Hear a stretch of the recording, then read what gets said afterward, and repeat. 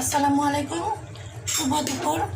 আজকে রান্না করতেছি খাসির মাংস দিয়ে আলু দিয়ে পাতলা ঝোল করতেছি। আজকে আলু দিয়ে খাসির মাংসটা আমার রান্না শেষ পর্যায়ে। আমি এখন এর মধ্যে একটু পেঁয়াজ দিয়ে দেবো, পেঁয়াজের ভাজা দিয়ে দিব।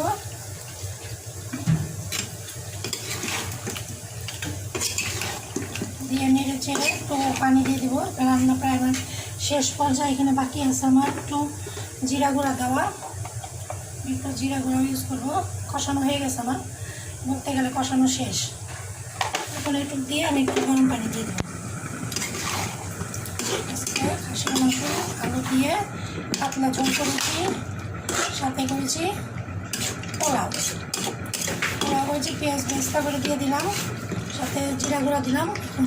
কুসুম কুসুম গরম পানি দিয়ে দিব, অল্প একটু সামান্য পরিমাণ কুসুম কুসুম গরম পানি দেবো। জাস্ট মাংসটা যে যেহেতু বাকি আছে সিদ্ধ হবে, প্লাস এখন আমি জিরা গুঁড়োটা পেঁয়াজ বেস্তাটা দিলাম, সেটা যাতে একটু মাংসের সাথে মিশে যায়। মাংসের কালারটা খুব ভালো হয়েছে, তাই না? আজকে আমি পাতলা ঝোল করে দিলাম, সাথে করেছি পোলাও, সাদা ভাত, সালাদ। এটা আমাদের আজকে ফ্রাইড রেসিপি। সবাই ভালো থাকবেন, সুস্থ থাকবেন। আল্লাহ হাফেজ।